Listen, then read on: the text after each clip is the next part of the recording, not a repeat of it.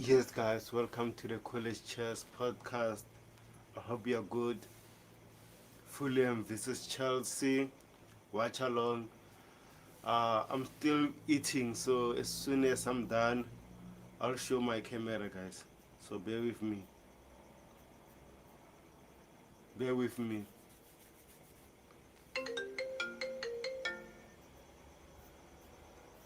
Hello.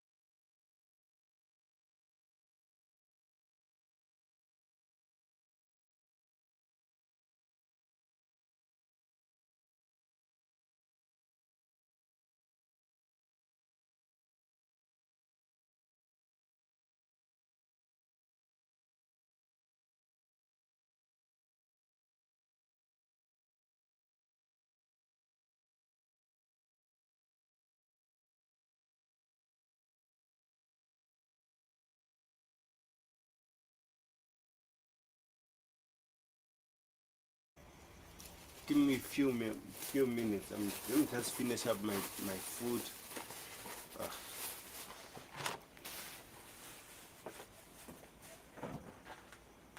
Few minutes, guys, and then we can talk more about the lineup. Everyone in the comment section, let me know what your thoughts about the lineup. Actually, I don't like the lineup. I don't want to lie. I don't want to pretend and everything. I don't like the lineup. I like the coach, but again, I don't like the lineup. Even I'm not sure how to can play as a wingback. Right. Xabi Alonso, I'm so disappointed. I'm really disappointed, bro. I can't lie. I'm really disappointed with the lineup.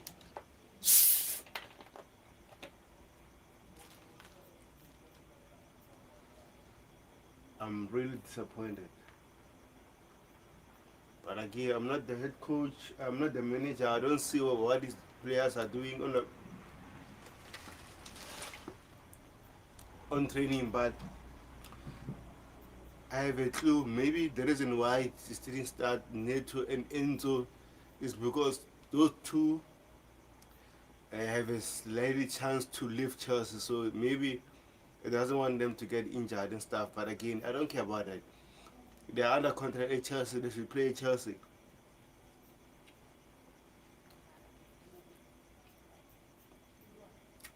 Now Cancelo had a knock, but we still talking with Manchester City to sell Enzo Fernandez.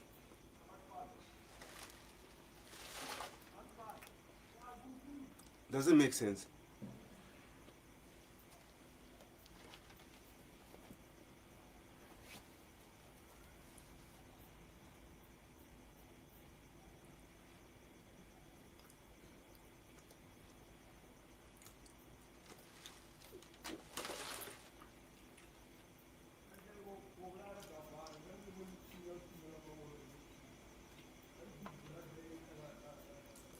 So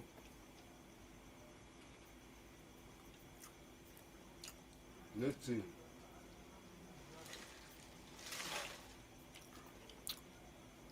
I'm going to go and add to Athens and read some codes and everything.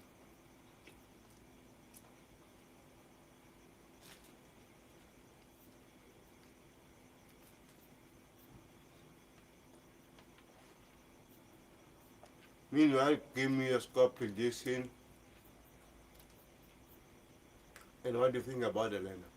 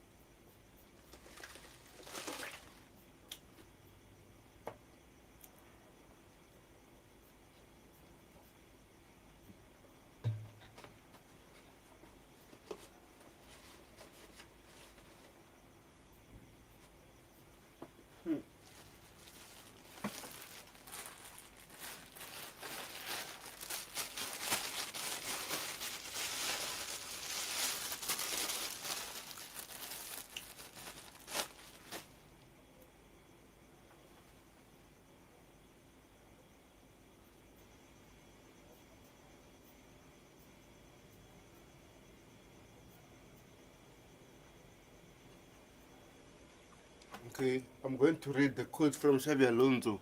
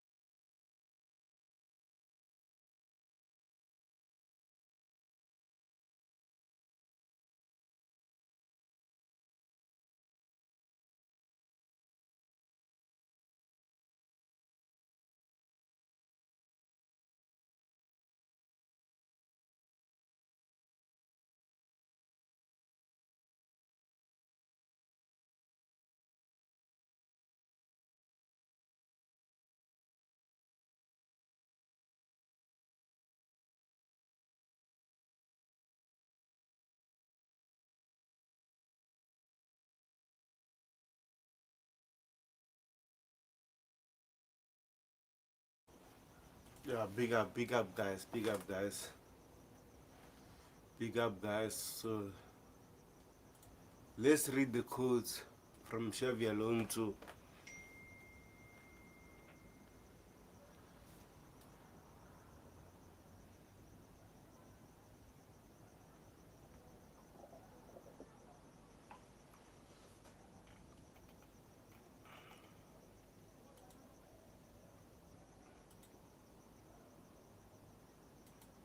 So I'm going to go to X now. Uh,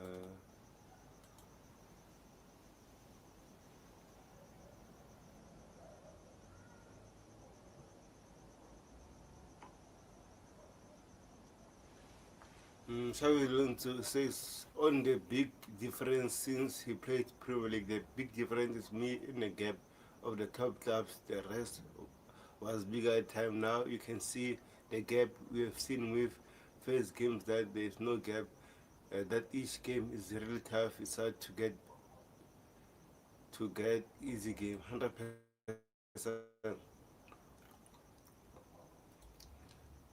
Say surveillance on what to expect. It's numbers. It's more about principle and intensity and soul. And for you, so you have players with different profiles. Some are more offensive, and some are more stability in the game. It's about having a good a mix and balance, and play with intensity needed in the Premier League.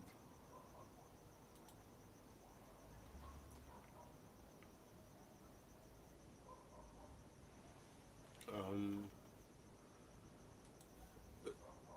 okay, they ask me about Civilians on Wagon Rogers and Laka, Majung Rogers and Laka have Premier League experience. Each one is in a different stage of their career, but the quality and the maturity was really important to build this squad. It is too early days for sure, but we know what it takes to compete in the Premier League. Is about coming to Fulham next on receiving Brighton, and each game is a battle. Says, but the experience and the day-to-day culture building in Carbon, they are going to play a very important role with helping the young ones. I think it's talking about uh,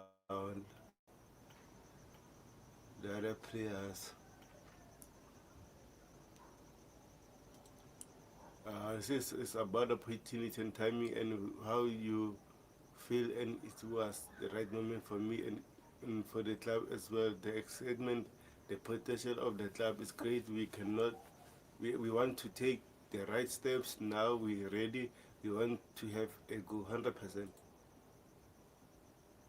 Guys, if you're new, please kindly like and subscribe to the channel.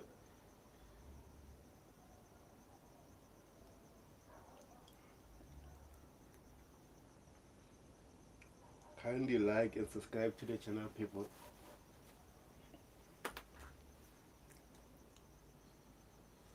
10 minutes to go now.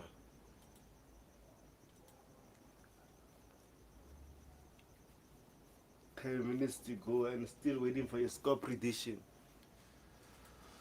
I'm sorry, I'm not going to do a score prediction, especially after I've seen the lineup. But again, let's see the game plan. Let's see the game plan and see what is going to happen. But hopefully, what Sean knows what he's doing. For me personally, like I said, I think it's too defensive. But again, I don't know the exact game plan. Only Xabi Alonso and his technical team.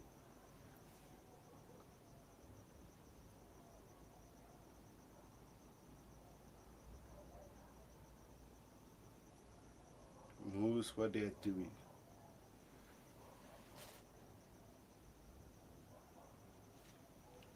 So, give me your score prediction, guys.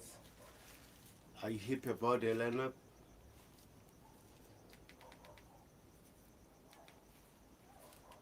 And big up to Coachella, my bro is doing a watch along as well.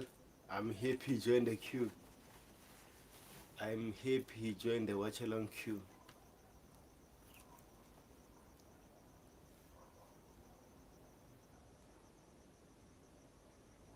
So let's see.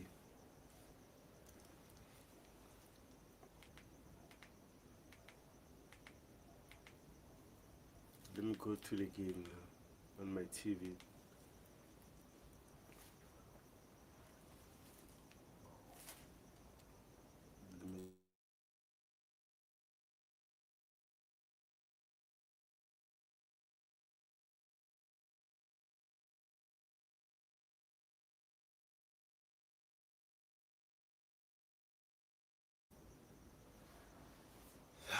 Like I said, I'm not happy with the lineup, man. I can't lie.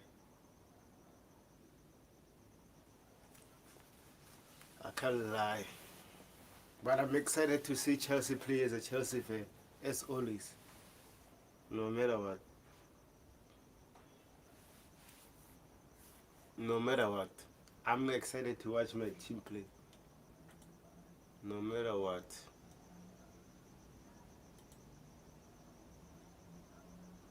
But in terms of the lineup, let's see. But I've seen something like this at Bayer Leverkusen. If you watch Bayer Leverkusen, I've seen something like this. Hinkapie playing as a wingback. Those kind of things.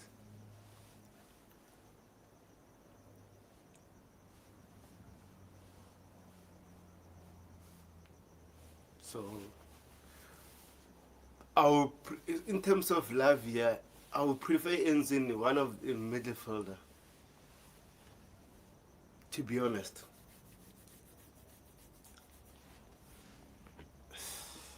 But I don't know, man. Let's see. 6 minutes left for the game to start. So, please, guys, give me a score prediction in the comment section. Let me know what your thoughts about the lineup and everything. It's too cold, by the way.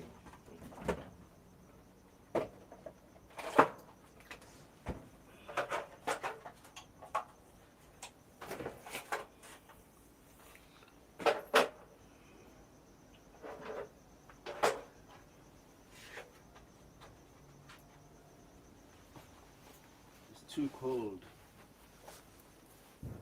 So let me switch on my heater. Please kindly like and subscribe to the channel, people, if you're new.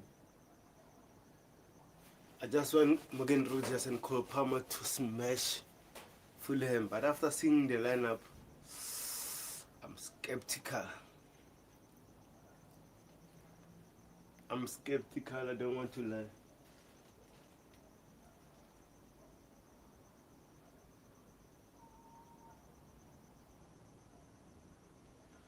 So a lot of transfer news.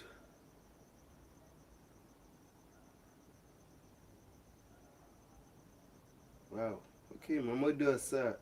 Tomorrow actually I'm going to do a live stream talking about the transfer news, because a lot of things are popping up right now, but I don't have time to do that. So hopefully tomorrow.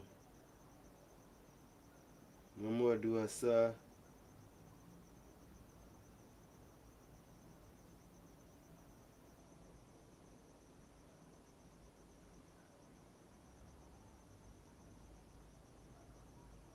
La Liga. If it's true, I think it's a good move for him.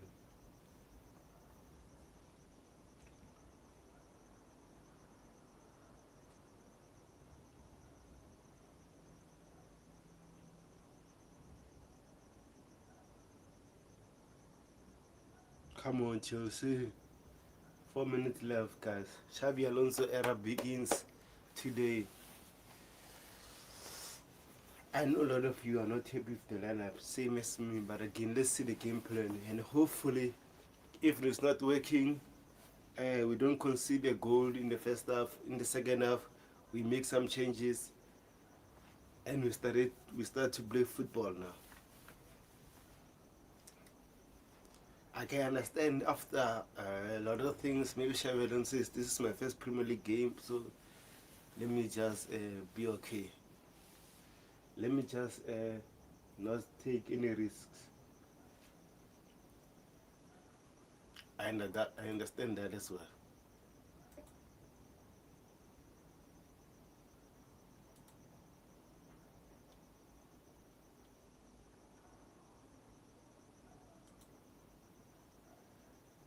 I can see on X. A lot of things I'm winning. But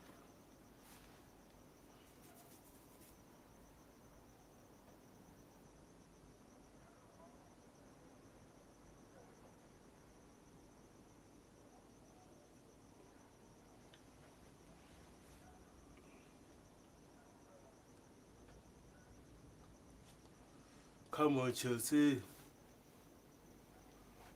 So I'm going to share the rate as soon as the game starts, guys.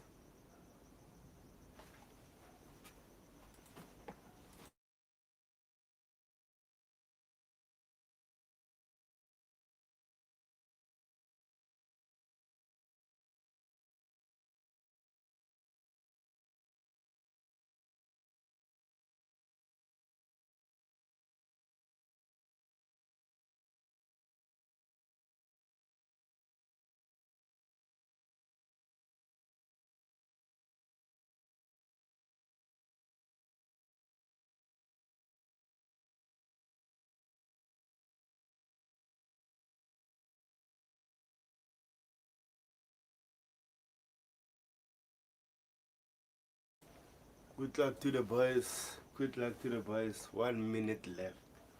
1 minute left. Come on, Chelsea. Come on, Chelsea. Come on, Chelsea.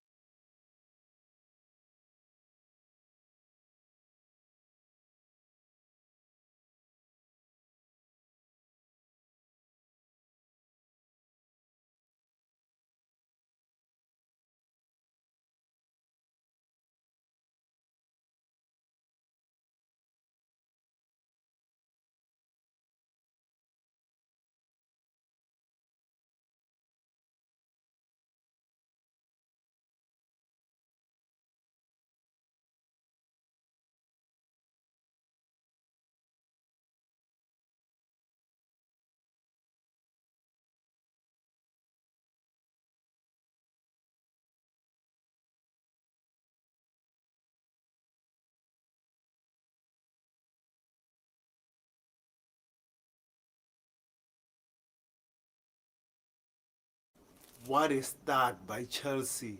What a start. I may be a little bit behind on my TV, so bear with me. But what a goal by João Pedro.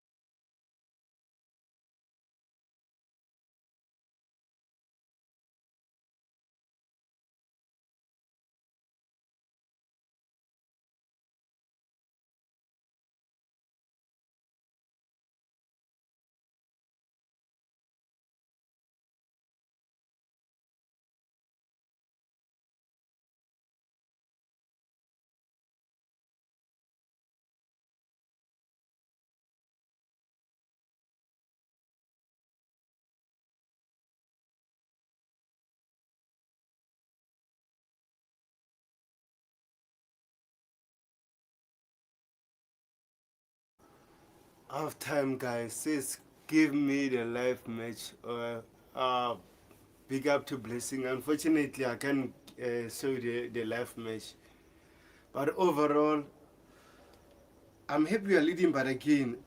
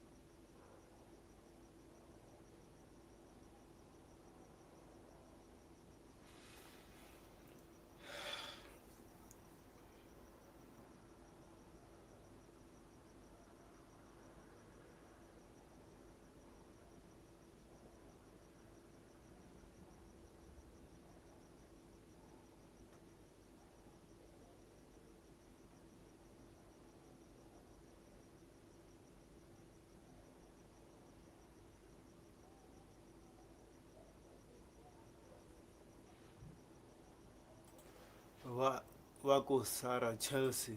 Big up, big up, big up, big up, John and Bernard. Man, Robert Sanchez, man. Everyone is moaning about him.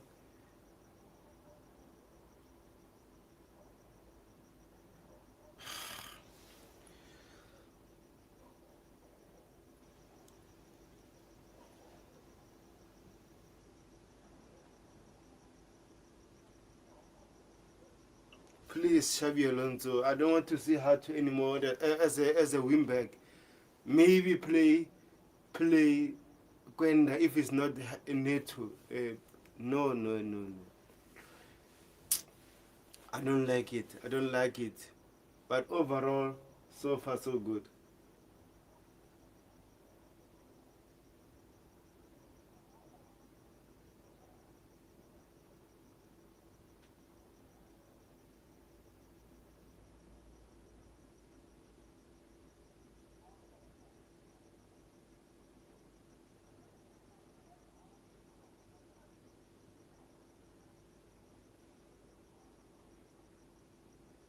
Robert Sanchez, I don't want to talk.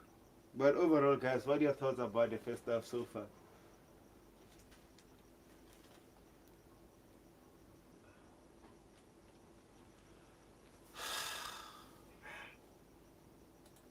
Big up Dante, big up Dante. How are you, bro?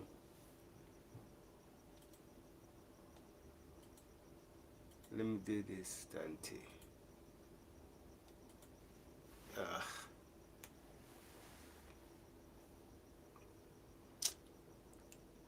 Dante, what is Sanchez is doing there? What is Sanchez doing, bro? Sanchez, what are you doing? What are you doing? And also, man, hard to as a wingback. I'm sorry, hard to and bro, Hart and Gusten as wingbacks, they are not doing enough. Bro, Sanchez need to improve. We can't compete a goalkeeper doing those errors. That's the issue with Sanchez. Sanchez will win a lot of games, but again, bro, as a goalkeeper, you should not big up Dante. Yeah, big up to Beggar. How are you? Yeah, pretty simple. Sanchez froze obviously on that goal. That should never be a goal. Exactly. But we have seen that from him before. Sometimes he freezes, sort of his IQ is not the best sometimes. He hasn't done that for a very long time. So, uh, look, uh, he made a mistake. Let's hope he saves and keeps us in the game if he needs to make those saves again. So we'll wait and see what happens. But yeah, look, you got to give him a bit of slack. It's the first game of the season. It is what it is. Although we have a very good goalkeeper on the bench, so he could lose his spot very quickly if it continues. But I don't see it continuing. I mean, I think this happens sometimes with him. It's just he just freezes the IQ moments. He just freezes sometimes, and it happens. But yeah, a bit too early to judge on him at the moment. It is what it is. But other than that, look, we've been playing really well. I like the way we're playing. When we actually get in this system proper wing backs, where although Gusto's doing not too bad defensive job, Pato's even deeper. See, they don't know in this formation. You need those two wing backs to keep possession and keep it away from the opposition.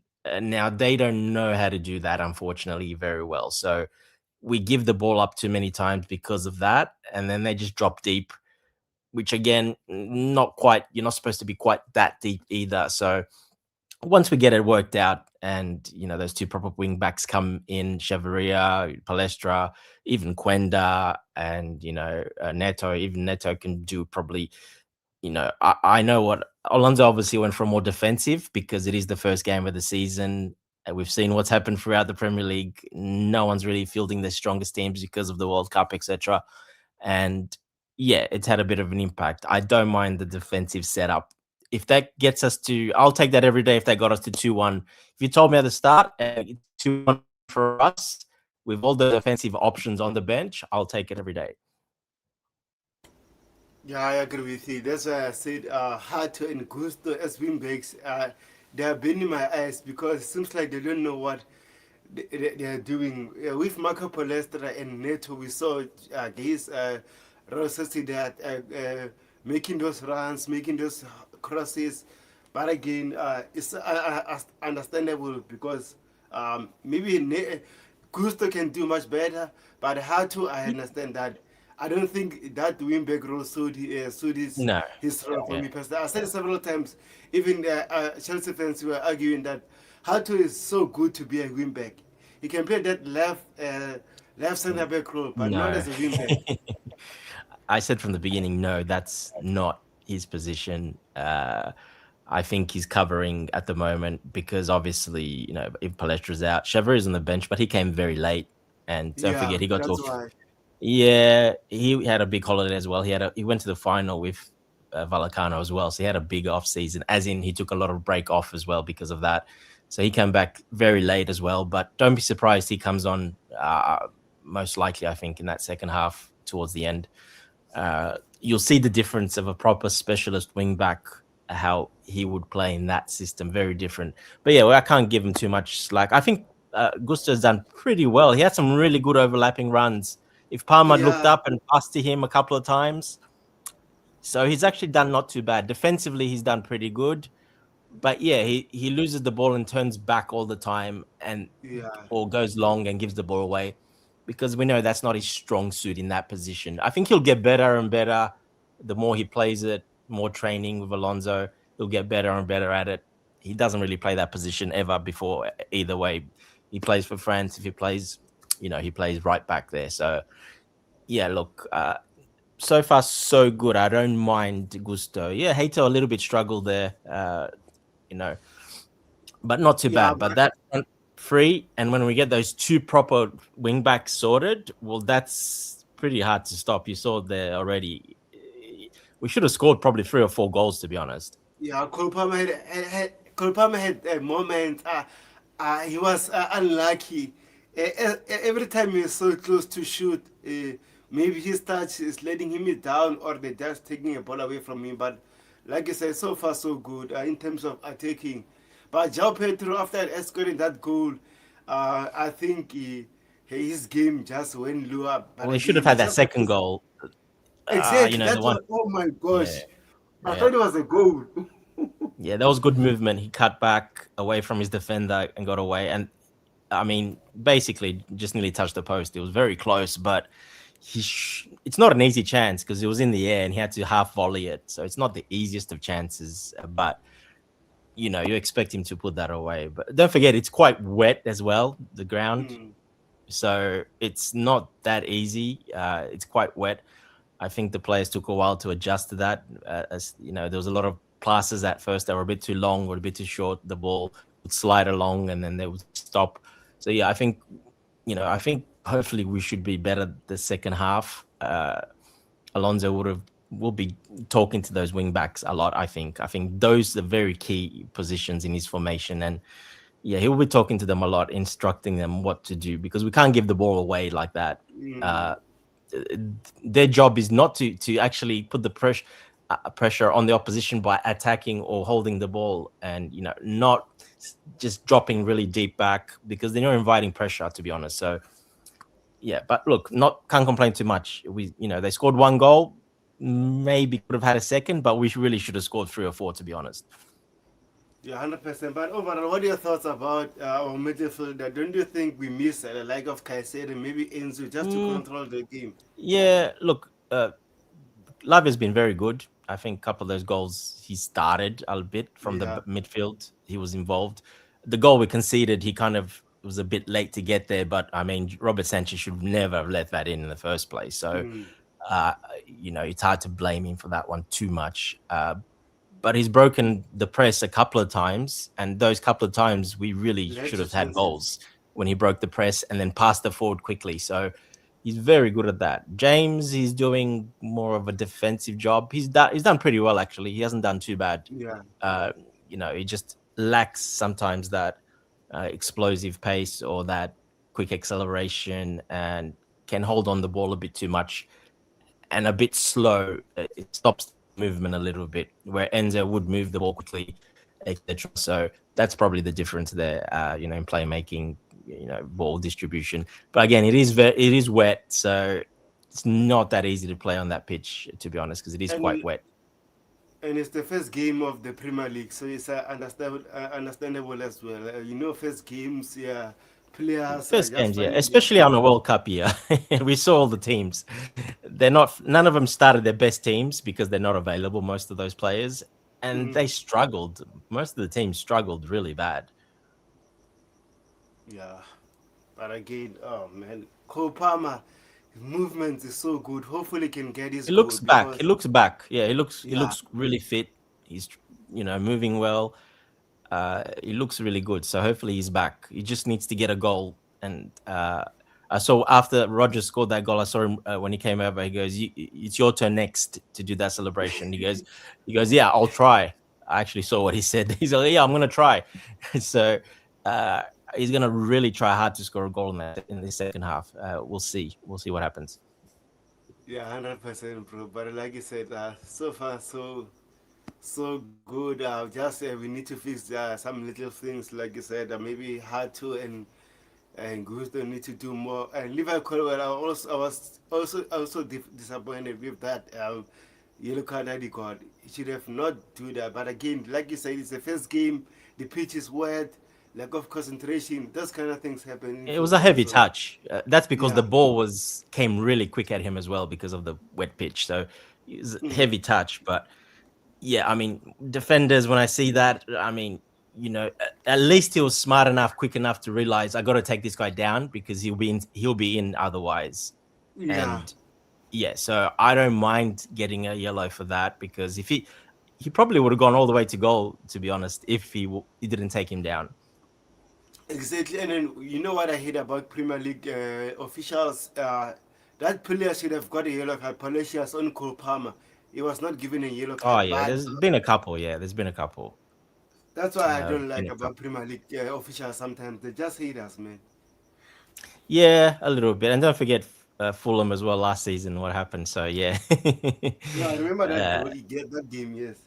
Yeah. So yes, I wouldn't not surprised at that, to be honest. But look, we haven't needed the refs too much, and overall we've been probably just the better team because we created more. So we probably deserve our lead, to be honest. They deserve a goal, I think, their goal, but the lead, I think we deserve the lead. Yeah, the second half is starting now, so All right, I'll let's go close watch. that. Yeah, because coach he's finished his because he had problems, so he shut it off. He wasn't happy. Oh, okay, no problem then. I'll come back when the game's finished. All right. Thank you. Okay, cheers.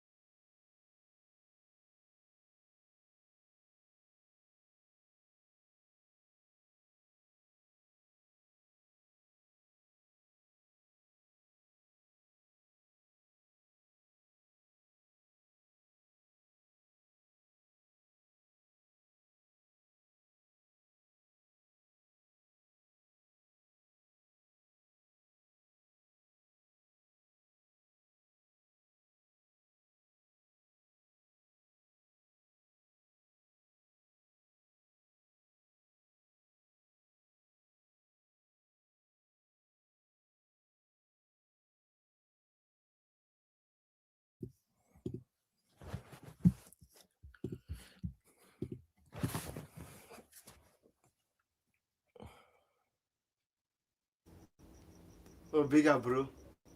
Big up, yeah. I wasn't sure if I was going to start speaking or not. Yeah, good win. Thank God we held on in the end. That's good. Important 3 points to start off. Yeah, 100%. But again, another goal that we gave away. Liverpool was caught sleeping there. I don't know what Yeah, he was doing. he had a bad game. He didn't have a good game, to be honest. He didn't look very comfortable, didn't look very good. He was quite nervous. It was the old Leroy Cobble before he started playing really well again. But look, first game of the season, a bit of a new system. I don't think he's ever played in a back three. He hasn't played in the back three before. So has he? I don't think he has. Can't remember him playing in a back three. I'm not sure. Maybe. I'm not sure. Even at the Huddersfield Town, I'm not sure. Yeah. So yeah, a little bit different. But yeah, he should have. That was a silly mistake. I mean, Sanchez saved it. He couldn't do too much more than with that one because it was low, hard. Got both his hand on it. It just bounced very lucky where he bounced right on Fingo's head, basically. So the striker's head. So look, all in all, we actually did pretty well that last 50. I thought it'd be much worse the last 15 minutes, 20 minutes, but we made those subs, and that was important because we needed fresh legs. They were finished, most of those players. We Yes. needed those fresh legs badly. I was calling for Palmer and Finger to go off, Rogers to go off much earlier. Rogers looked finished ages ago. He was very, very exhausted. So I think, he could have brought on probably a little bit earlier some of those players. But all in all, I mean, 3 points. We did well, especially, when some of the sub came on. I thought we looked much better defensively when Chavaria came on. Hato got kind of burned a lot of times as well on that right side. Chavaria came back and came on and kind of shut that side. He didn't have one more chance after that at all on that side since he came on. So I saw Bobby criticizing him, but I have no idea what he's criticizing him about, to be honest. Well, I know what he's criticizing about. He's because he's short, he's small. That's the only reason, probably. But I actually think he did all right. He actually shut down that side completely, and they didn't have one more chance from that side at all since it came on. So I'm looking more of that than anything. So, but yeah, good 3 points, held on. The front three looked really good combinations. Like I said, they played really well.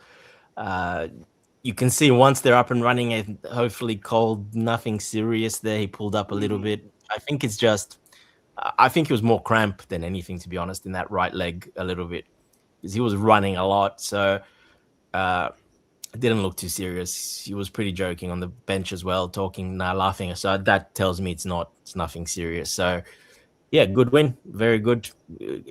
Tough start always, especially away, London Derby, West London Derby. Well, it's basically we're next door. So yeah, I think 3 points was the most important out of everything. Yeah, 100%. Big up, Bobby. How are you? Hey, it's big up, guys. Big up. Yeah, I mean, big up, Dante. I mean, Dante forgets I've seen Chavaria in the flesh. When I saw him at Stamford Bridge, I said, look, this guy didn't have enough time on the pitch to be assessed. That appraisal, I completely disagree.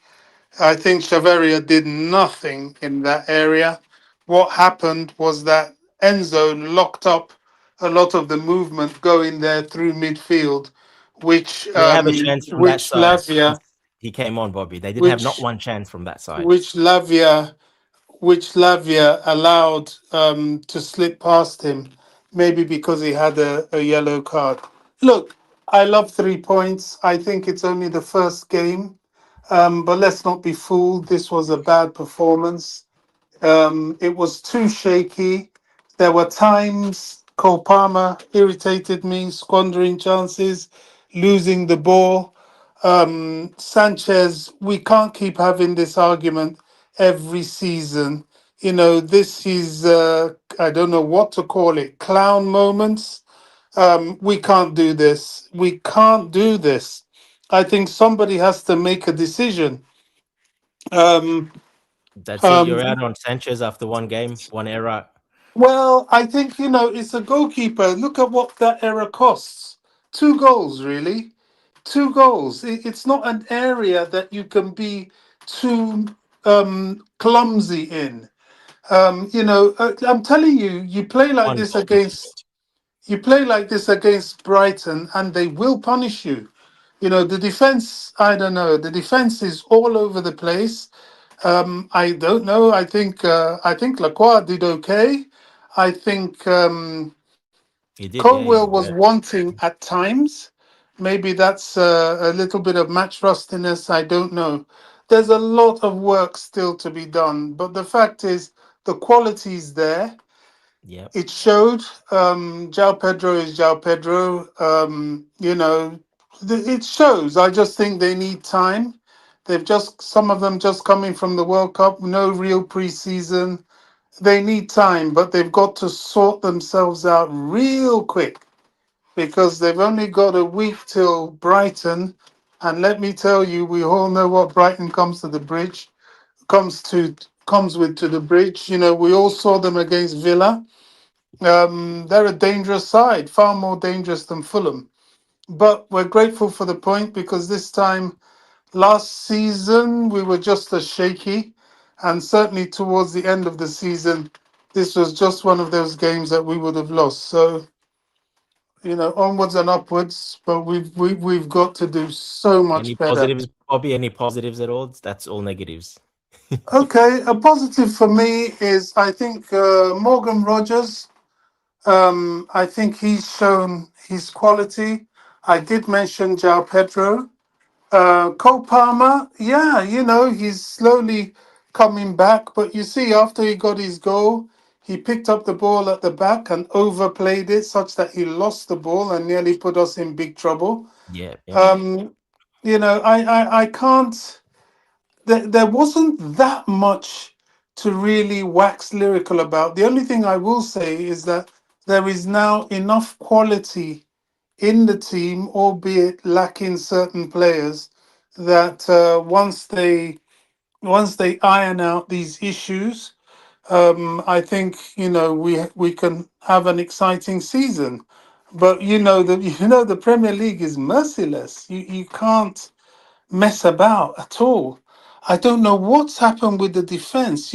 Chasm of space on the left, on the right. It's there's work to be done. Yeah, I think yeah,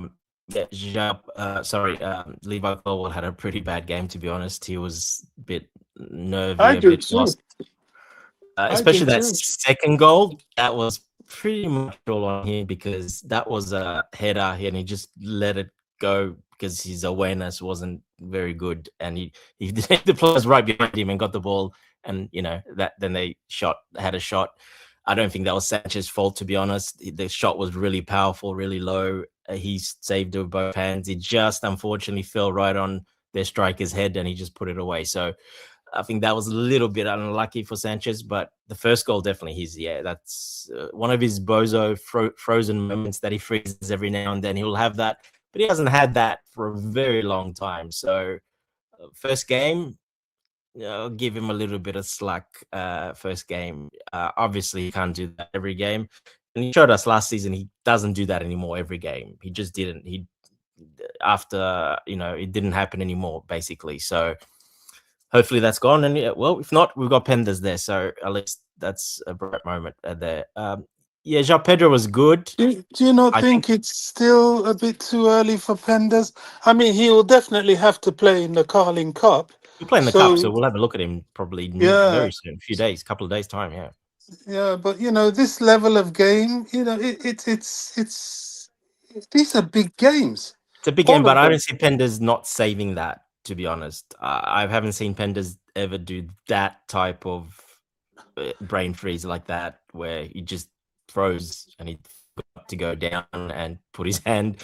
He was very slow and reacted very slow. Now I've seen Sanchez do that before. Trouble is, will Penders collect the crosses like That's the Sanchez? thing. Because Yes, if there's yes, anything he did do well, that was it. I mean, that he was very he good. Yeah, he took did that away the very well. pressure. Yeah. Yeah. So So look, I'll give him slack. One mistake, we didn't lose the game. yeah. it's First important that we game. don't lose the game. Yeah, so Yeah, it is what it and is. Go on, even Tobago. even even if Fulham were the better side, I think those goals that we gave away, I think, was because of our own mistakes. If we didn't create those mistakes, maybe we should have won 2-0 or 3-0 or even more. Because in the first half, I think we created a lot of chances, but we couldn't even finish them. But like you said, guys, first game of the Premier League, as much as we hate conceding goals, I think it's very important to get 3 points.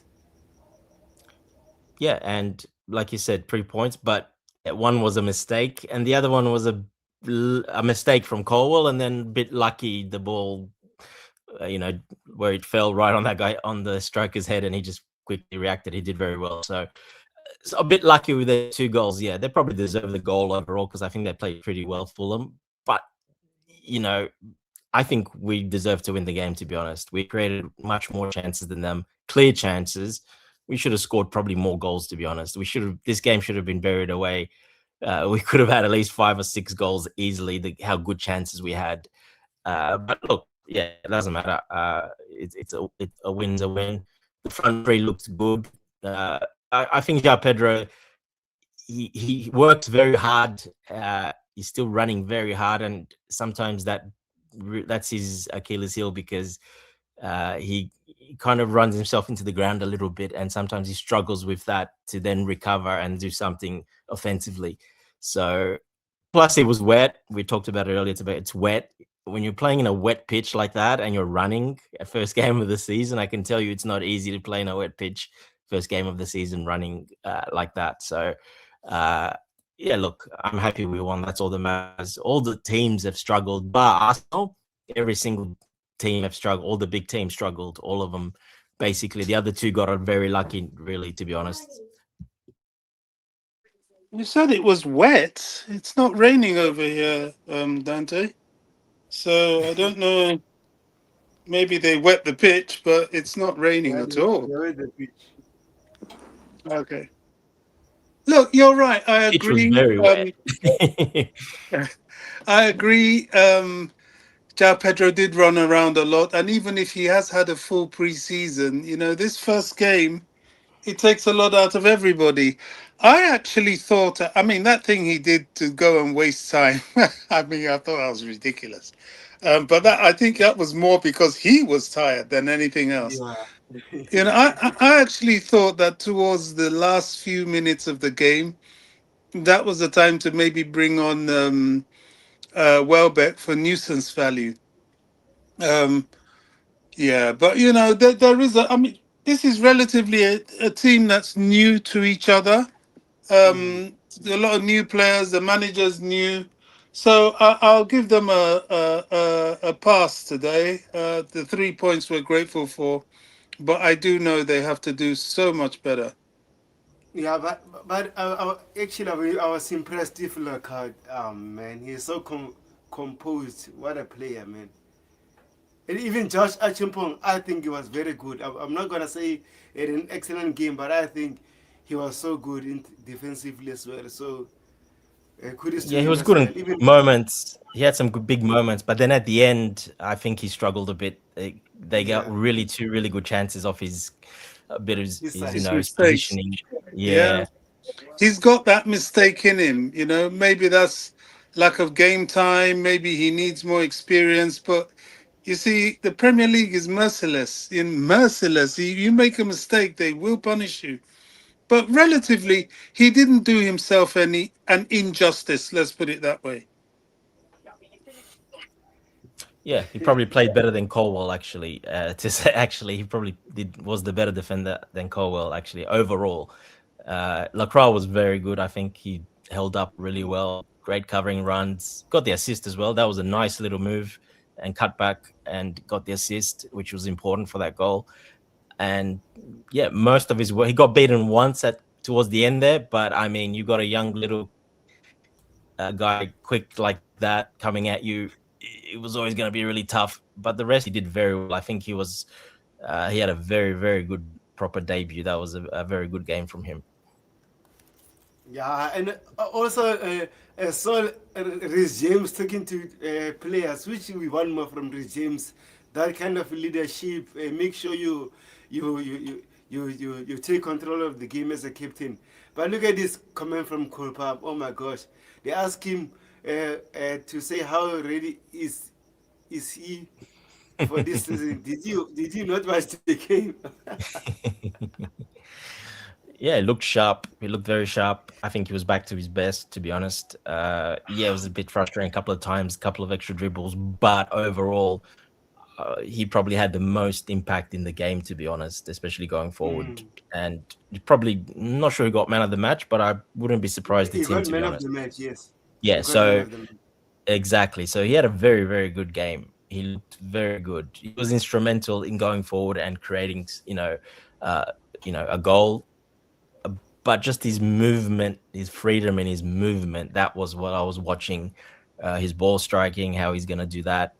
Didn't do that quite too well on a couple of occasions, but the goal was nice and cheeky. Didn't need power for the goal, just through the keeper's legs. So, um, yeah, he did very well. Got man of the match, probably deserves it. I think, yeah, he was involved in those two goals, scored one, got the assist as well. So, yeah, I think he deserved man of the match, definitely.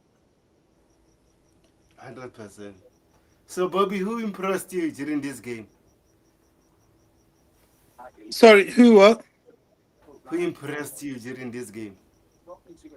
Um, Look, I don't think anybody really stood out. I mean, we all know what to expect from João Pedro, and I think of our players, he was the standout player. To be fair, I don't. I think Lacroix did not do himself, any injustice.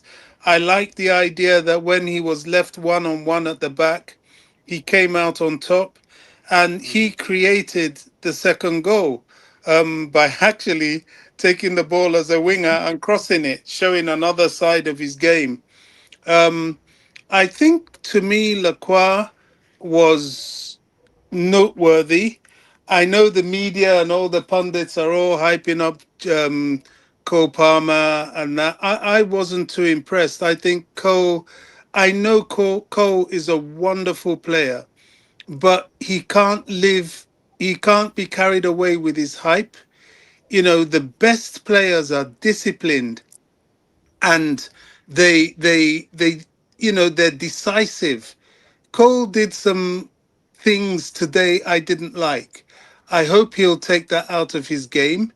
I think Morgan Rogers had a good game. He didn't do too much wrong as a striker. There's a couple of times he sort of lost the ball, but I don't really blame him for that.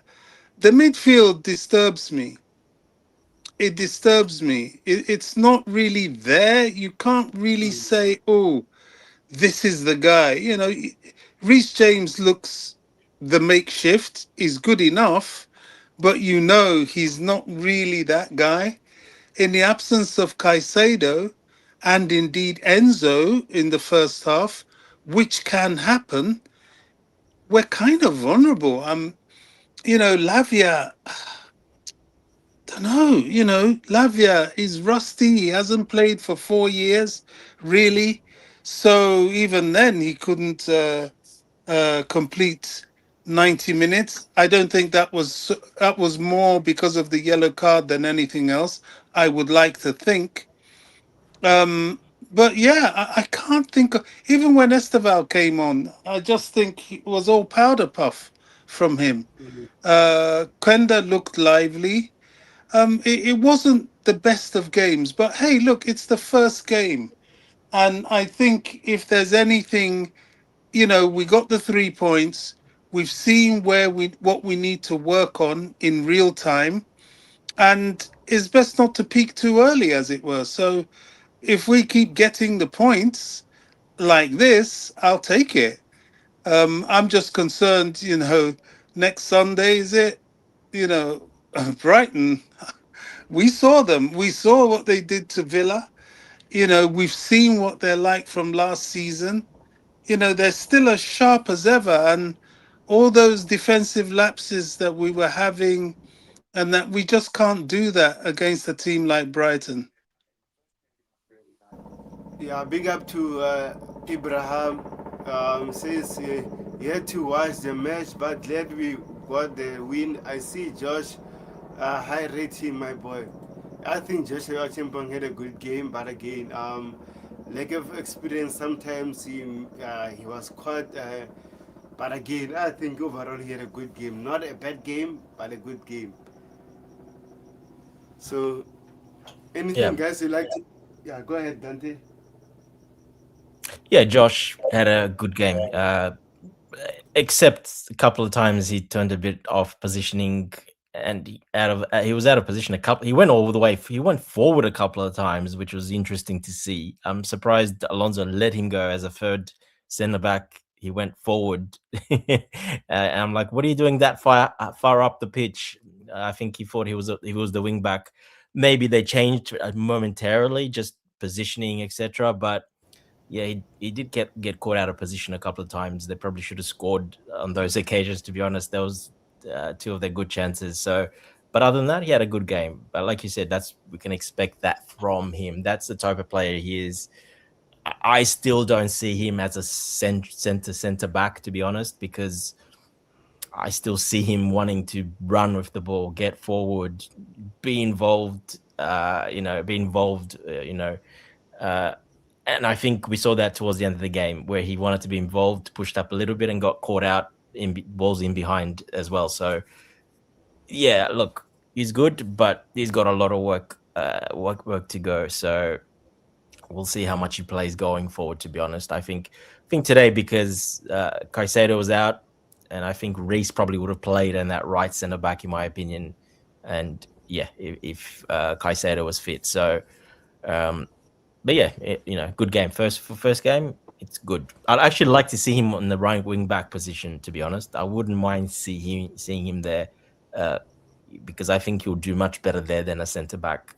Because you kind of those errors are then those defensive errors are not really there. Then you can mask it out wide as a wing back, and he can play. He's free to express himself there, and I think he wants to do that. I saw him a few times wanting to really express himself, but forgetting that he's a centre back and you can't get out of position like that.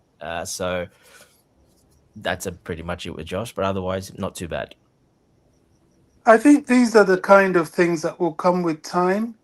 Even Alonso is learning these players, and maybe he will learn that about Josh. And, just as Alonso said, the team we're seeing today is not going to be the team in terms of No, performance that we'll be seeing in May. And maybe then he might have converted Josh to that. Who knows? As I say, first game, I'm glad we've won and we're seeing these things rather than lose and see them. So room for improvement, really, and let's make sure that we make those necessary improvements. just before I go on, those important positions in Alonso's this system is your wing backs. They're very important. So we'd struggled with those guys that were there. We can see Hato, he did okay, but really he's not a wing back. He's not going to give you that holding the ball too much, or he gave the ball away quite a few times, and he was very pushed back.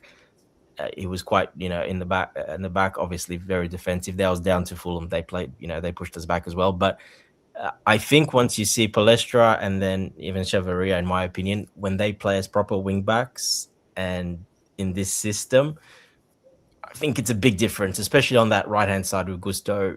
He actually had a good game. He didn't have a bad game. He did all right. He kept it down as much as he could, and yeah, I think those will make a big difference when you play proper wing backs in this system. Like I said, at Leverkusen, those positions were very important. Those were probably the two most important positions, to be honest. Yeah, you can see we needed Marco Palestra for this game because I think if we had Marco Palestra, oh my gosh. Yeah, I think he would have cooked, and he would have really.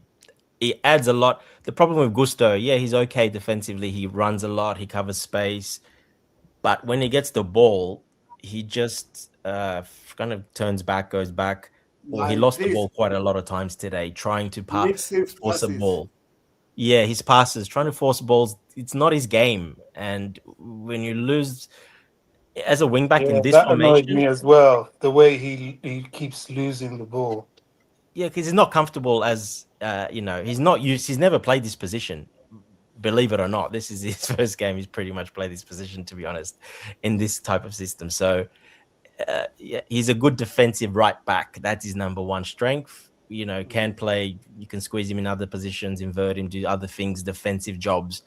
But going then forward in this, it's very important because Palestra will keep the ball much better, create chances going forward, put the opposition under pressure, then they run a lot more. You saw that Gusto, Hato fall back, really defensive. Well, that puts pressure. The opposition can then put pressure on us. And when we don't have the ball like that, we run a lot more. And I think you saw that uh, after the 20 minutes, we were really good the first 15, 20 minutes. After that, it was all Fulham basically all the way nearly up to halftime because we were kind of running around and we were pretty tired because they don't give you that outlet they're supposed to be honest. And yeah, those positions, once we sort those two out, like proper starting positions, Palestra, maybe Chavrier on the left, uh, I think that'll really improve the squad. When you add those two to the attack, then because those two players do like to attack a lot. As like I said, they're more attacking than defensive, and that changes the dynamics a lot. That really it gives more headaches for the opposition. Basically, like this, they only really had to look after Palmer, Rogers, João Pedro, okay, striker, but only after Palmer and Rogers. That's it. They're the only two players they had to look after. Gusto and Hater didn't give you nothing going forward.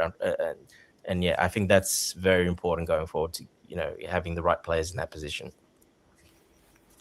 100%. Big up, Jay. How are you, bro? Big up, Tego. I'm good. Hope you're good. Give me overall thoughts about the game, and then you can add in terms of the negative and the positive that you saw during the game.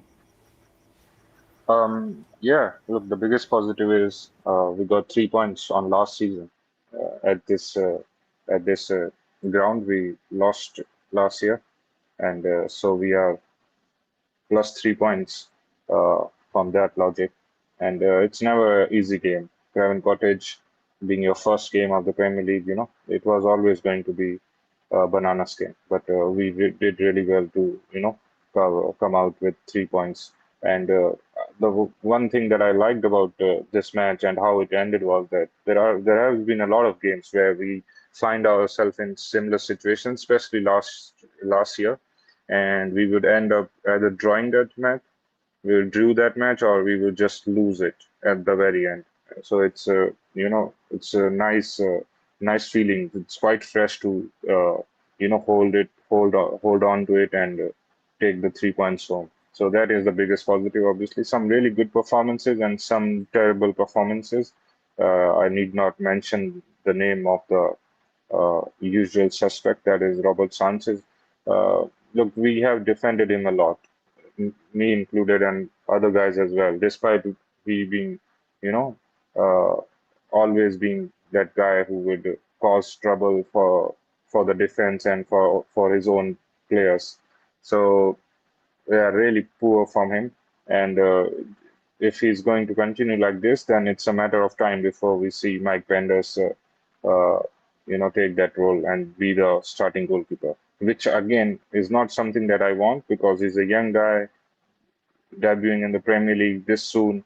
Even he will face issues, and it's never good for him to come this early and replace Sanchez. But if he's going to play like this, then he will leave no chance for Xabi Alonso to put the young goalkeeper in the starting 11.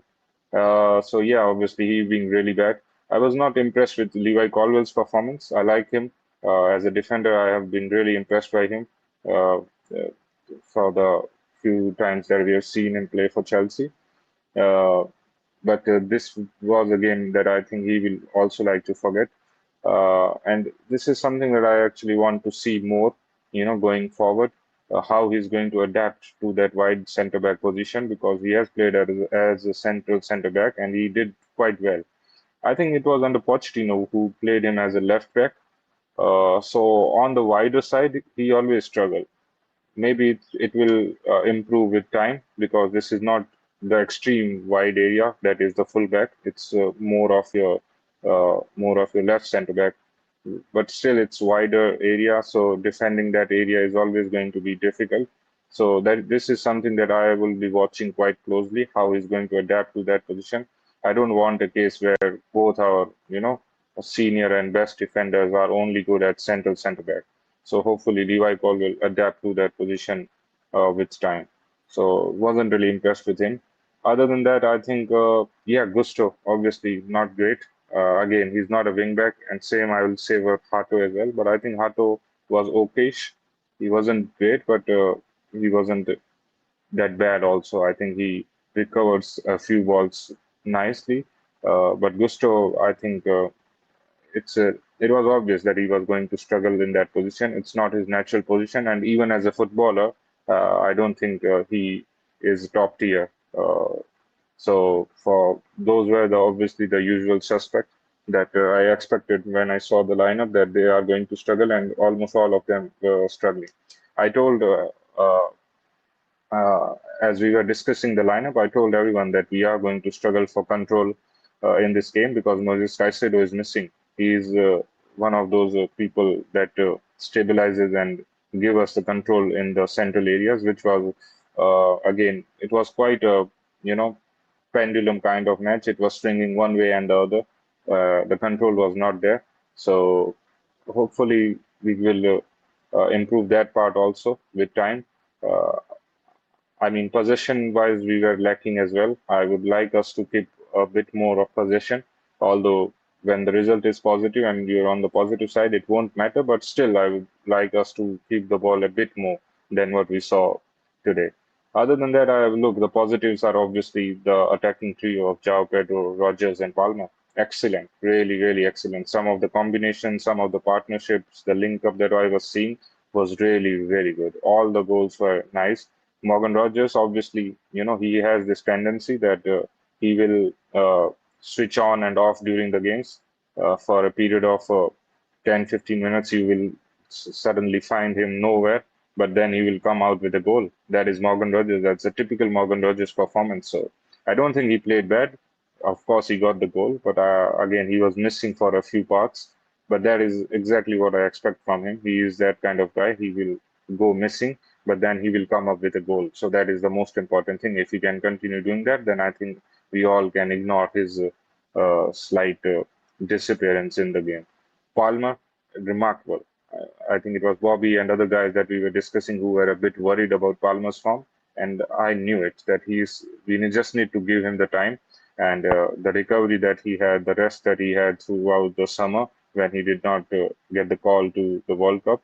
I knew it was going to help him, and this was literally the Palmer that we all remember under Pochettino. It was such a complete performance. His vision, his passing, everything was so good. And then obviously the cherry on top was the goal that he got. So excellent from our attacking trio. So I am not concerned that we might score goals, but I'm still a bit worried, slightly worried about the defense and the midfield. Midfield is something we need to work on. I still think that we need a midfielder. That is regardless of whether Enzo Fernandez leaves or not. But I think we need a defender. We just saw today that when Caicedo goes missing, there is a slight risk that we might lose control of the game, and we don't have that controller on the pitch if we don't have Moises Caicedo. But other than that, I think the trip was always going to be hard. So coming out with 3 points is the most important thing, and I'm really, really glad and happy that we took all the 3 points. Big up to Bafandino and Charles Barnes. What? Sorry, Tobago. What did you think of Enzo Fernandez' performance? Enzo Fernandez. I think Enzo Fernandez, for me personally, I think, like Bobby said, he helped us in terms of neutralizing the midfield. We had a lot of gaps in the midfield, but as soon as Enzo came in, I think in Yep. the midfield we become much better. For me personally, Yeah, we controlled that game way better. Those last 20 minutes when he came on, you can see his passing, his movement. When he doesn't have to run that much because he's sitting more deep, he controlled the game. Yeah, so that really helped nullify they didn't attack that much in the last 15 minutes. They had like one chance, I think, or two chances, which I thought there'll be more on us, but no, I think we controlled the game really well when he came on. It shows you what he can give you. I'm sure Jay's happy about that. Jay, are you happy about that? Yeah, I think that there was a major improvement from what Lavia was giving to what Enzo Fernandez came. Obviously, the dynamic of the game was shifted and it was not the same. But still, I think he did really well. We saw a more controlled performance from the midfield. And I think that is a role that suits him. That is the role that we saw at Benfica and the early part at Chelsea as well. That is the Enzo Fernandez that I actually like as well. But as you mentioned, Dante, that he might be just too much focused on the attention that goals provide you, and that is why he might be eager to join Maresca because he's not going to play that role, the box crashing and getting a lot of goals Yeah. kind of role at Chelsea. So that won't be the only issue. But other than that, I actually like him when he's more deeper. Obviously, there would be issues of defense, defensive issues on transition, but then again, he offers a lot from the deeper parts of the midfield. And yeah, I was impressed. We were much better when he came on the pitch. Yeah, because you're keeping the ball away from the opposition, so they're not going to create that much then, and they have to run more, and especially late on like that. That helped a lot. Yeah, look, I thought Lavia was very good. I thought he had a good game. I think he, beat the press a couple of times really, really well. A couple of the chances we created was from him that we should have scored. He broke the press, passed the quick ball forward. So I think Lavia had a really good game. Maybe just didn't close down that Robert Sanchez goal as quick, but I mean, Sanchez had to save that. So I can't put too much blame, but I think he had a good game. Actually, James had a really good game in midfield as well. I think he did pretty good considering the conditions, and he's quite vocal. I think Tobago said it was very vocal. I'm not sure if it was you, Tobago. It was very vocal as well. Players moving around, yelling at play. Yes, please, more of that. I want to see more of that. If he's going to play in the midfield and you're going to do that in the midfield, well, I don't mind that, because that helps a lot from your captain when he's that vocal and that, and like I said, he was having a pretty nice game. I think he, the first half a little bit struggled a little, but then after that, the end of the first half, and then I think he did very well in the second half as well. So, yeah, I think he played pretty good too. On the positives, I think I forgot to mention the name of Lacroix and Josh Etchempong. I think both of them did really well, especially Maxence, really composed. You can just feel the difference. If there was Tosin or Badiashile, another defender, you can just feel it. All those positions where Maxence found himself, and you just imagine Tosin or Badiashile on those positions, and you will imagine the disaster that could happen. He was really, really composed, really composed. I really liked him. He's really physical. Bobby obviously would have loved that. Really physical. So he did probably second best player, to be honest, as an impact on the game. Definitely, he had a very big impact. Yeah, I mean, I've got to mention Enzo.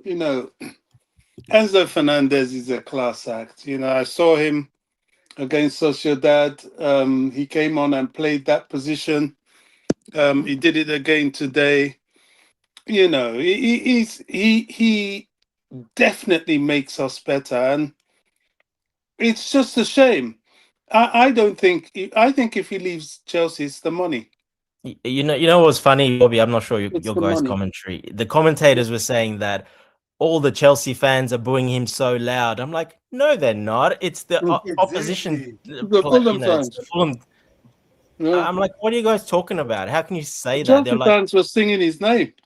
yeah, exactly. But on my feed, they were like full on saying, "Can you hear that? That is all the Chelsea fans booing Enzo Fernandez." I'm like, wow, I can't believe you guys are saying that as professional, people like that, and you're saying it's all that Chelsea fans booing Enzo.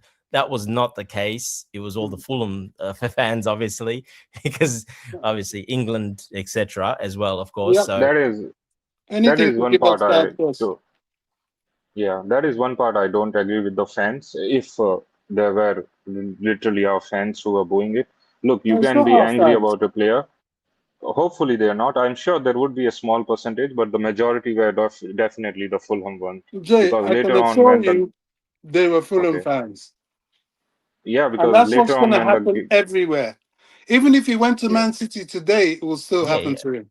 exactly. It's going to happen everywhere because of England, what happened, etc. So it will Yeah. happen, but it'll be forgotten pretty quick too. You'll move on eventually. It's fresh, so that's what happens all the time. yeah. Later Yeah. on when the game was about to end, I think from the 80th minute, there were literally the cheer for Enzo Fernandez. You know that song that Chelsea fan always sing. It was very loud, Oh, and obviously Enzo the commentator. Fernandes. Yeah, thanks Charles for that. You know exactly that. But obviously the commentator failed to mention that part. Yeah. Surprise, surprise. Hey, Bambadina, big up, bro. Big up to everyone, and I would like to say a very big thank you for having me on the show. First of all, I've had clarity about what happened previously. I was at work, so I was just multitasking about the game and also doing my own work. And I thought it was Chelsea fans who were booing Enzo Fernandez. Let me just make this clear. Before Enzo leaves, I expect every Chelsea fan to behave and treat him as a Chelsea player. So far, he hasn't made any effort, or even if he's doing something behind the scene, he's still a Chelsea player. So I don't expect him to come to Stamford Bridge or go into any of the venues and our own fans will be booing him. I mean, are you doing that to help Chelsea or you are doing that to help the opposing team? It's rather unfortunate that this thing is dragging on. I was expecting that if something should have happened, it would have been done long time ago. And obviously, Enzo is a very, great player. And I think if he decides to stay, he makes our team more stronger. But on the other hand, if his decision is to leave our football club or because he wants to join his favorite manager, that also makes sense. He is his own man. Whatever decision he want to take, it's up to him. But if I was Enzo, I will build my own empire at Chelsea Football Club because for the past 3 or 4 years you've been here. Now that the owners are trying to bring in big names, if you choose to go to the other side where you are going to restart your life and also build something, I don't think it makes a lot of sense. But he wasn't also helpful to the whole situation. He should have come out clear during the summer to make it clear to everyone that he's staying. That way, the fans And, will also be more like settled and they are not going to be and concerned about his movement. But as it stands now, no one knows what is going to happen in the few days coming, and it's very troublesome because if we need to settle anything, it has to be as soon as possible. We don't have to wait till the last minute where a new player will come in. He never had the opportunity to go on a training tour with us, and it's going to create a whole lot of problem. That has been our problem for the past years, and we don't want to repeat the same thing. And my own mind, the game was epic, and I believe that a lot of fans scream at the owners, and they did the right thing. Just look at the goal scorers, and also see how the newcomers just put in a lot of effort. Just imagine Rogers was supposed to play for Arsenal. This one goal would have been, a tie. Like let's say that the game would have been a draw because Rogers wouldn't have been here to score his goal. And if you watch the game, his combination or his coordination with Palmer and João Pedro was, amazing. I believe that the team looks very good. This is what we've been talking about for some time now. You need quality in the team. You don't just bring in players where they don't fit in our system. But this time around, it seems that Alonso made an effort to bring in some quality players, and this is what is really happening. But I think there are so many work to be done in terms of goalkeeping department, because if you look at Sanchez, I wasn't impressed at all with him. All the 2 goals he conceded, at least one of them, he should have made an effort to at least take it out or at least catch it. But it seems he was struggling. Anytime there is a very long range shot, this guy will be struggling, and it is almost how many years now? 4 years or so, and every time there will be an error for us to at least concede, which I think is uncalled for. If he really wants to cement his place in this team, then I think he has to get better. But if Alonso is also not sure, and he want to bring in somebody, Diego Costa is still around. I don't know if it is possible for him to, bring him before the window closes, because the way things are going, if Sanchez continue to do this, that means that we should look elsewhere. And I'm not sure about what is the name, Slonina or whatever, and Pandes. I don't. Mike Penders.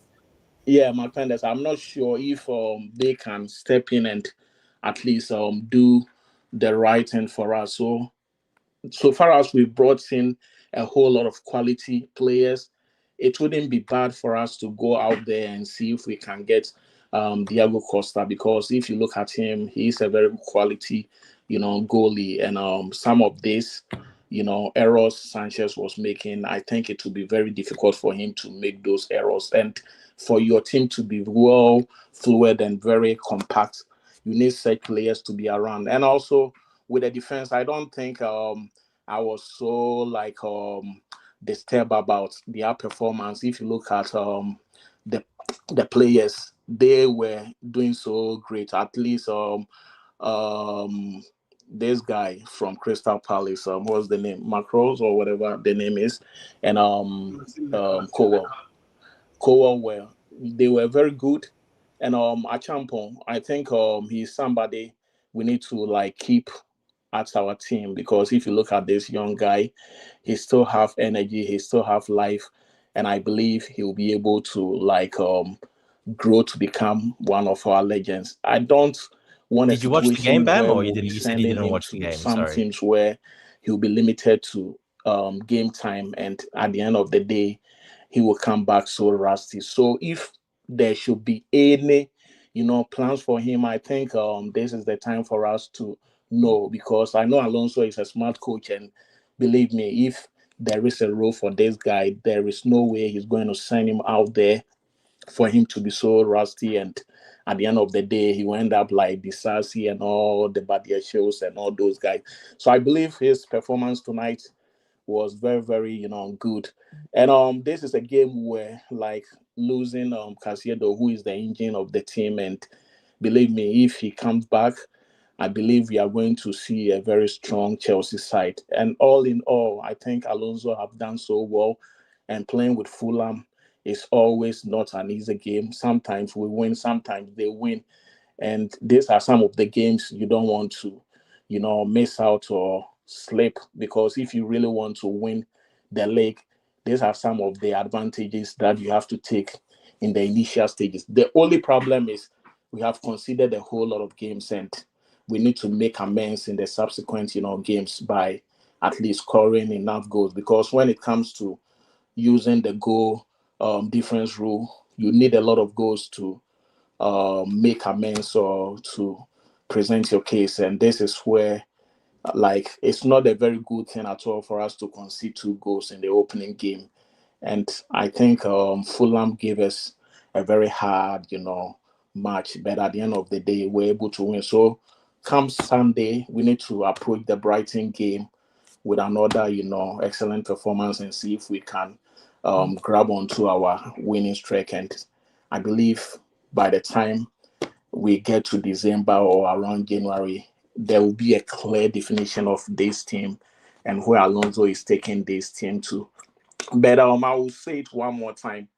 If Enzo is not going to be here, then I believe they need to make a lot of amends. Like, they have to settle this once and for all, because you don't want instability within your team because of how he see himself as a senior player. You don't want a situation where the dressing room will be chaotic and there'll be a whole lot of tension. That will not be very good for the new players and also the younger ones. So I should think that they need to sort out this thing as soon as they can, so that if we can still try to bring in Adam Walton from Crystal Palace or some other midfielders out there, let's give a try and see if we can just go in for some of these midfielders. And I believe at the end of the day, it's going to be an interesting season for Chelsea Football Club. But I'm so glad that we're able to, get the 3 points for now. Can I just say this? I think it's too late to really be getting rid of Enzo now. Enzo is such a major part of this team, and I can't see how he will be replaced. Adam Wharton, all these people we keep mentioning, Hello? Alex Scott, they're going to need time to settle in. They're not going to plug and play like Enzo, if at all. I just They have think Premier League experience, Bobby. The- it's not even a matter of that. Even experienced good players need time in a new team. Look at Caicedo when he first came. Left to me, I would leave this Enzo situation and revisit it next summer. Personally, that's how I would resolve it. Not 1 week to the transfer window closing, you start looking to do a deal. I mean, it's very unsettling to the team for such a big key player for us.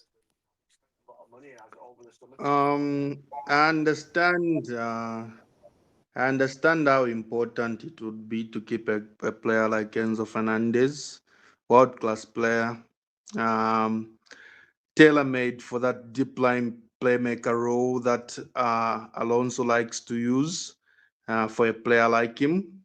Um, I think the fans are justified to boo him, to air their frustrations at him. The Chelsea fans, that is, and I know there were a few tonight. No, Uh, let me clear as, this up, please. as much I as just most need of to. them were, No, as much I as need to get you straight about this because I was at the bridge last Saturday. I saw the whole situation and I saw the reaction at Stamford Bridge. And I can assure you, Chelsea's away fans is a whole Yeah, different kettle of fish. different. And I can assure you they were singing his name. They will not boo Enzo. Those boos, they came from Fulham fans they because of sang the his name, England thing. yeah. They sang. If Enzo wears a Man I City, heard them sing his name. if Enzo wears a Man City shirt I, tomorrow, he will get the same thing. Maybe not from City fans man, because, shit. but anywhere he goes in the country, he'll get the same thing. Yeah, man, shit. That felt good. Man, shit. Man, shit.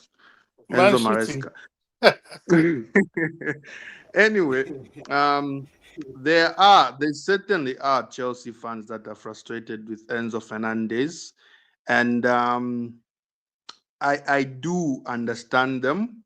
Um, the guy has dragged us into a transfer saga for a whole summer. For a whole summer, he hasn't cleared up anything. He hasn't even said he's committed to Chelsea. I know it will probably put him in a weaker position with the contract negotiations, but he hasn't cleared up. He hasn't cleared up the situation. He hasn't made it. He hasn't made it easy for himself. So I understand the frustrations. It's been a summer. In fact, it's been 6 months of wondering what's going to happen with Enzo Fernandez. And he talked about the manager. He complained about the manager, Maresca, that is, midway through the season. he didn't have the facts regarding that situation.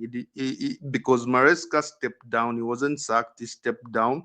He was illegally approached by City, and he decided to leave the team in the middle of the season. But the way he and Cucurella and some of the other players complained about that situation, I don't think they had the facts. I don't think the sporting managers did a good thing, did a good job communicating what really happened with Enzo Maresca. So Enzo Fernandez, since January, after that Maresca saga, started talking about Madrid. No, I like Madrid. Would like to go to Madrid, live in Madrid, and all that nonsense. And summer came, Madrid rumors intensified. Then Madrid had to put out a statement to say they were not going to sign him. Then came City. He's been quiet through it all. He's been quiet through this summer. Then came City, and here we are at the end of the transfer window, and still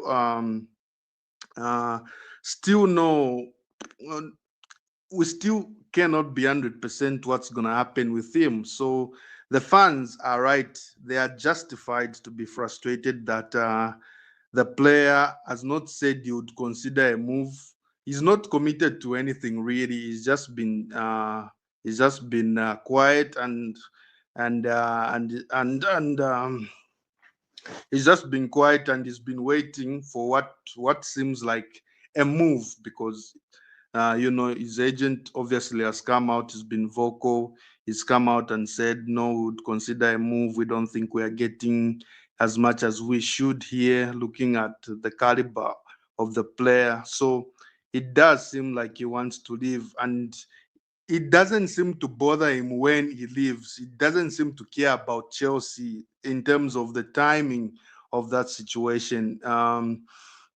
It looks like he would leave even at the end of the summer, on deadline day. Sorry. So if a player is so determined to leave, and he doesn't care when he leaves, doesn't care that he weakens the team in terms of the timing of his departure, of course fans are going to be frustrated.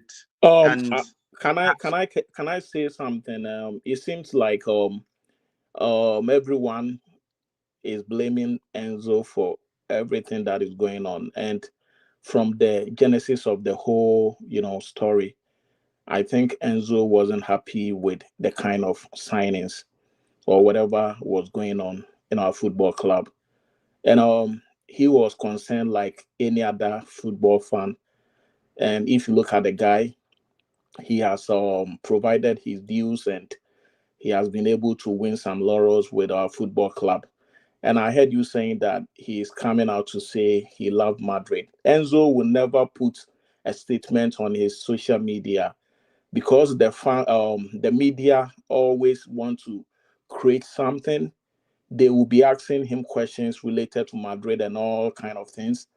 And as a player, he's also going to answer. And I believe his manager or the agent Pastore is not also helping out.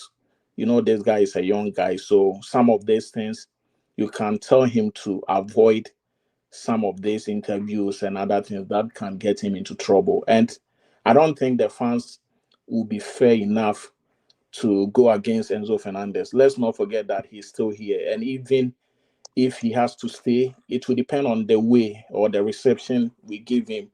So you Chelsea fans, I want to ask you, do you want the guy to stay or do you want him to leave?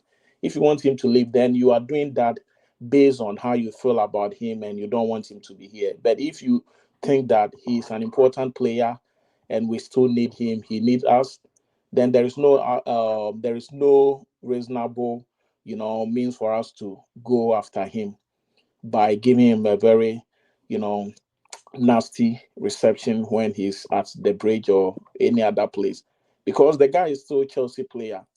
So why do you have to go against him, do certain things that will at least make his performance be so bad? If he leaves and he's no more a Chelsea player, then yeah, we can do whatever we want to do. But as far as he's still here, he hasn't made any comment out there or put up any statement. I don't think we are being fair. For him to be quiet, I think that is the best way to go. But if I was him, honestly, I would say that I'm staying and I'm committed to Chelsea.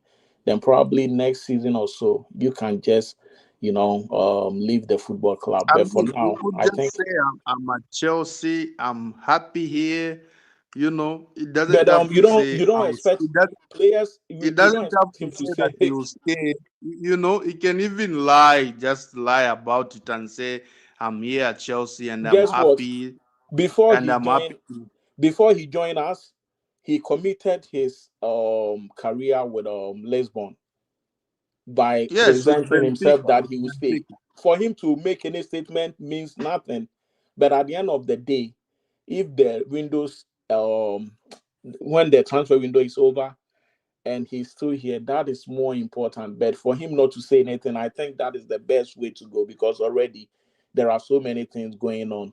And what if he's also saying that, hey, I'm committed to Chelsea and maybe his agent is also working on something for him in City? What kind of reception he will get when he gets to Man City? So for him to be quiet, we should all treat the whole scenario with some form of maturity. We don't have to go after the guy. My problem is he's still a Chelsea player. So why do we have to? And there have been so many clarity that it wasn't Chelsea supporters who were booing him. But if some fans are doing that, I think it's about time they stop doing those kind of things because it's not going to help anybody. At the end of the day, it's going to hurt our team, and there's no need for us to do that. At the end of the day, let's wait till next week. By next week, I think everything will be over, and we'll see where Enzo is going, and we'll see who is coming. But I can tell you that 80-20%, let me say 80%, he's going to stay, and 20% is most likely he will leave Chelsea. There is no way that the board or the team will let him go, even without I bringing think him. he's leaving. I believe he's going to stay. Trust me. Well, you know what? You know what? Especially remember, Bluco, how they operate. If a player talks bad things about them, they're most likely to sell that player. They're not even giving him a new contract. We are not Oh yeah. negotiating anything. The point Not is, yet. they might let him stay for this season. Then next season they will make proper arrangement to bring in someone to replace him. But for him to leave right now, unless behind the scenes they are talking to somebody and Alonso is already talking to someone. And if you look at the transfer market, I don't know who we're going to bring in. Scott We are has going already to. played for Bournemouth. Adam Wharton is also with Crystal Palace right now. The timing, when are they going to come in and acclimatize with their new team? For me, it's a bit it's going to retrogress our progression, and I don't think it's important for us to do that at this point. If we can handle this issue properly, let the guy stay for this season, and next season you promise him that, hey, you have every right to ask for a But transfer request. And yeah, go ahead. as much as I would like Enzo Fernandez to stay at Chelsea, but at the same time I think it's 50-50. If Enzo really wanted to stay at Chelsea, I think he should have stopped his agent talking with Manchester City. So now every day you are hearing that his agent is busy is still talking with Manchester City. Now we are being hearing that things that if the deal is agreed, he's open to join Manchester City. Like those kind of things, I think they are annoying. If Enzo Fernandez really wants to stay at Chelsea, I think he should have stopped Javier Pastore a long time ago. So clearly, if you stopped him, I think anything is possible. That's why I think Chelsea are going to panic buy. If you sell him for 120, 130. I think we're going to panic buy for Alex Scott and Wharton, which is my biggest concern. We are going to overpay for another young player. It will take time for him to settle at Chelsea, even though their Premier League experience. they're going to get time, get a long time to settle at Chelsea.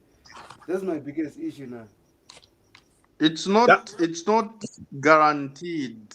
I think we are being a little too fearful. It's not guaranteed that whoever we bring in as a replacement for Enzo Fernandez is going to need 2 seasons to get fully ready. Um, um, I think that's what's driving our thinking. It's not guaranteed. We might bring in someone, not even from the Premier League. We might bring in a guy like Chema Andres. We might bring in another player, any other player from even outside the league, and they might actually hit the ground running. So let's not establish it firmly and with certainty that whoever we bring in is going to struggle. It's not set in stone that the replacement will be bad. So let's. I think we are jumping to that replacement conclusion. 1 week into the end of the transfer, bringing in someone is not the best way to go. I have to be honest with you. No matter how good that player is, when you bring him, that player is going to struggle at the end of the day because he needs time to know the way our team plays, know everyone, acclimatize very well with the English game, especially if you are bringing that person from another league. It will take that person, if I'm not mistaken, maybe 2 to 3 months for that person to settle in very well, regardless of how good that No, person is. some players don't take that long. Some players don't take that long. Oh, Not but everyone takes we've that we've long. we've we've had players who have even it has taken them more than 4 years and they are still struggling in the Yeah, and EPL. there have So been players who have come in and showed their football. There've been some players, not just from us, from other clubs that have gone into clubs and they've shown their level. And I just don't want us to think that whoever we bring in is struggling 100%. We can't be 100% about that because we might bring a guy and they might suddenly click if we do actually end up selling Enzo Fernandez. It's too early, it's too late in the window, but it might happen.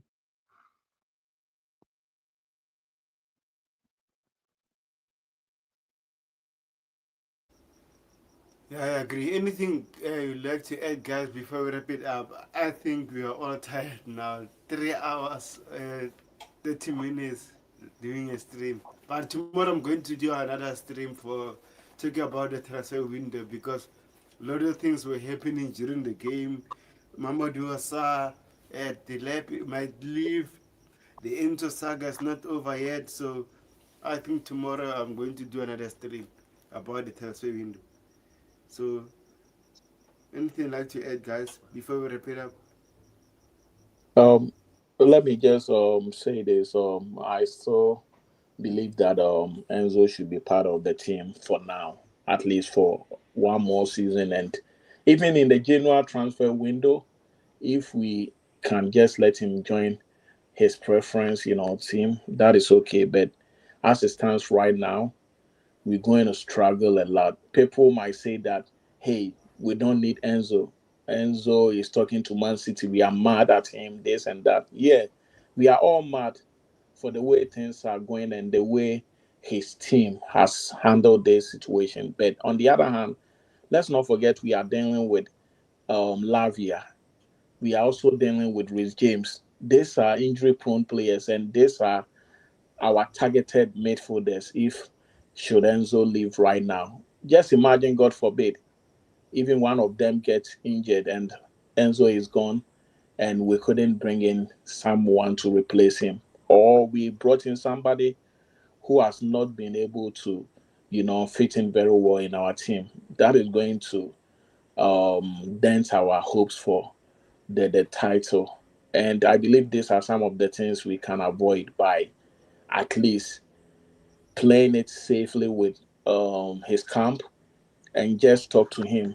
The owners should just swallow their pride. Talk to the guy, hey, we would like you to go though, but at least we want you to stay till the end of this year and maybe the January transfer window. We can allow you to go, or probably next season we can allow you to go. That would be fair enough. But if we don't handle it well, and this is how things are going to go, I believe at the end of the day, it's going to, hurt us very bad. And this is something we really need to avoid.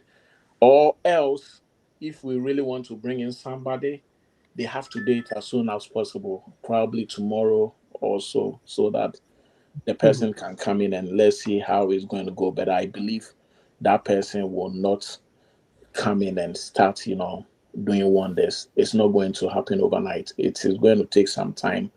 And even a whole month is not enough for the person to acclimatize very well with the team.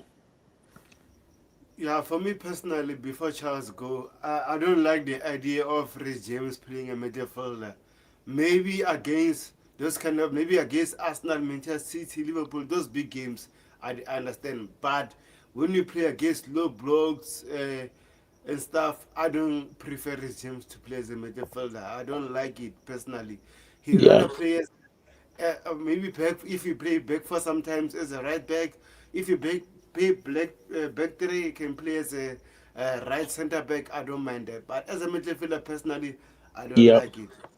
So we are limited, and they need to handle this very well because if you don't take care, it's not going to go very well for us. And at the end of the day, we are going to be at the losing side. All right, Tobago. Big ups to Thank Um, you. you, and Go ahead, talk to you Charles. tomorrow. Good night, bro. Good night, bro. good night, bro. Uh, it's good to see you, Tobago. It's been a while. Um, a lot of positives from the game. I think we'll be a much better transition team under Alonso than we have been in the last few years because in the last few years we weren't very effective on counter attacks, but today we showed very good signs of that aspect. Um, I thought Morgan Rogers was brilliant. Cole Palmer looked at his Best. usual best. Yeah. Maxence Lacroix, wow, fantastic performance, composed. He was aggressive, he was staying close to his man, the one-on-ones and winning them. I thought that was really brilliant. Josh too.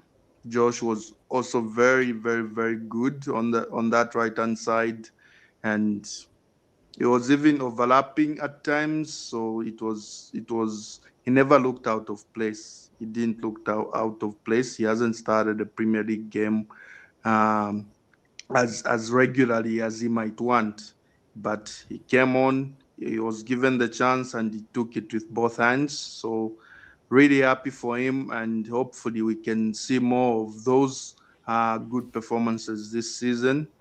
I thought Hato struggled uh, Mm. uh, as a wing back defensively. I thought he was I thought Josh King had a number on him on that side. Yeah. So I hope Pep Chavaria can can settle soon and bring the quality and the competition that we need uh, between him and Ato, so that we have consistently good performances on the left wing back position. Otherwise, it was a strong performance, and we controlled the game very well towards the end. Enzo Fernandez obviously brought that calmness in midfield, that control, that quality in the passing, and we were able to get the 3 points. So lots of positives and a great start for Xabi Alonso. Thank you. Yeah, thank you, Charles. I appreciate it, bro. Hopefully tomorrow, if you have time, I'm going to do another stream for transfer window. Then maybe the deadline day. I'm not sure. It depends on time and also with my network, because sometimes my Wi-Fi can act up the whole day. So hopefully tomorrow, hopefully tomorrow will be much better. Before the deadline day, much better. And the watch along, I'm not sure I'm going to do the watch along on Thursday and on Sunday as well. But it's good to have you as well. So thank you for coming, bro. I appreciate it. All right, thank you, bro. See you. Thank you, bro. Thank you, Dante, Bobby, Jay, Bavandino were here. I appreciate it. Also, thank you to Ibrahim on the chat, Rich Money Makers. We had John, we have Blessings. I appreciate it. Abdi Charles, Gustad. See you tomorrow in the next stream. Abdi Charles. Peace. Up the Chels.